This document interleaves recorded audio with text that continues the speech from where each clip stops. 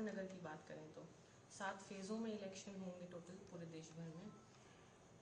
लोगों को ज्यादा उम्हासा नहीं है, जैसे उत्सुकता होती थी कि इलेक्शन है भाई वोट डालने जाएंगे, तो वो है नहीं, वो किसी भी पार्टी में रुझान नहीं लग रहे लोगों के। ये है कि एक फॉर्मेलिटी है कि भाई वोट डालनी तो कर ही आएंगे। जैसे लोग हताश से हो गए हो पॉलिटिकल सिस्टम से कि वोट भी डाल रहे फिर भी सरकार अपनी मनमर्जी करती है और जनता का कुछ नहीं है, इस तरह का लग रहा है लोगों में। अगर हम मुजफ्फरनगर की बात करें तो संजीव बालियान और हरेंद्र मलिक में दोनों का दावा है कि 100% वोट से उनकी जीत होगी। अच्छा, जो चुनाव लड़ रहा है वो तो जीत की गारंटी पर लड़ रहा। अगर किसी को यह जाकर भाई मैं जीत नहीं रहा तो फिर मजबूती से चुनाव लड़ेगा ही नहीं, ना वो पैसा खर्च करेगा। तो सब आप अपने दावे करते हैं, अब देखते हैं कि जनता किसको वोट देती है। तो आपके हिसाब से दोनों में से किस तरह? अभी हम इस चीज से दूर है अच्छा, बहुत। पिछले सालों का अगर हम काम देखें, जैसे संजीव बालियान का दावा है कि बहुत विकास करा है उन्होंने मुजफ्फरनगर में। ऐसा है ना, जिसकी सरकार रहती है, काम सरकारें करती हैं, तो अब अपने वादे सभी करेंगे। भाई उनकी सरकार रही हो तो उसका गिनवाएंगे, यानी कि नहीं रही तो ये किसका गिनवाएंगे। सबके अब अपने होते हैं।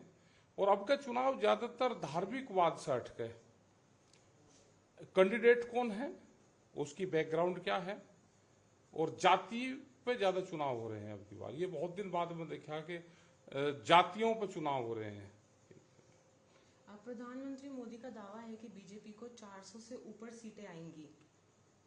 नहीं, बोर्ड लगे देखिए हमने, वहां ना प्रधानमंत्री का नाम लिख रहा, वहां ना नरेंद्र मोदी का नाम लिख रहा, वहां मोदी का नाम लिखा हुआ है। मोदी कौन है, इसके नाम की कोई आइडेंटिटी है देश में? अब इतनी बड़ी देश की जिम्मेदारी कोई एक आदमी, अननोन आदमी एक नाम लिख कर वो ले ले, कौन गारंटी लेगा उसकी? अब मोदी की क्या गारंटी है, कौन है मोदी? बताओ, कोई हो, कोई जानता हो तो मोदी की गारंटी, भाई उस नाम की कोई आइडेंटिटी देश में है? या तो फुल पूरा नाम लिखे कि भाई ये है जिस आदमी की देश में आईडी बनी हुई हो और उसके 2 गारंटर हो, तो जब 2 गारंटी ले सकता है देश की। अब ये तो हमें फर्जीवाड़ा सा ज्यादा लग रहा।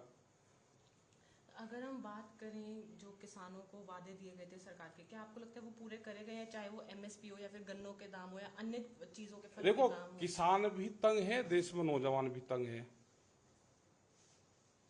बेरोजगारी की बहुत बुरी स्थिति है, महंगाई बढ़ रही है।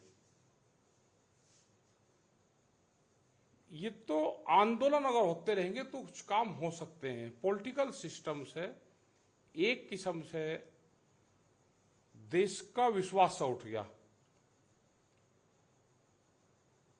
कोई काम नहीं हो रहे। ऑपोजिशन और मतलब इंडिया अलायंस लगातार बीजेपी को, पीएम मोदी को अक्यूज कर रही है कि अगर ईवीएम में खराबी होगी तभी वो जीतेंगे, वरना उनको 150 या 180 से ऊपर सीटें नहीं मिलेंगी। अब कुछ न कुछ तो बात होगी। भाई कौन आदमी कह सकता है कि हम इतने जीत जाएंगे? कुछ ना कुछ गड़बड़ करेंगे, या जनता पर छोड़ दो तो चुनाव आ जाएगा, जिसकी जीत हो जाएगी, जिसको वोट पड़ जाएगी आ जाएगी उसकी। और अगर 400 से ज्यादा आ रही है तो फिर इलेक्शन की जरूरत ही देश में नहीं है, फिर तो इसका सीधा रिन्यूअल करो आप, क्यों काम का खर्चा करवा रहे हैं? ऐसे कुछ मुद्दे जिनको नजर में रखते हुए चुनाव लड़ रहे हैं मुजफ्फरनगर में, जो आपको कोई लगता है? नहीं, मुजफ्फरनगर में कोई मुद्दों पर आधारित चुनाव नहीं है, सब जाति पर आधारित चुनाव है और कैंडिडेट को देखकर लोग वोट दे रहे हैं, कोई मुद्दे नहीं है।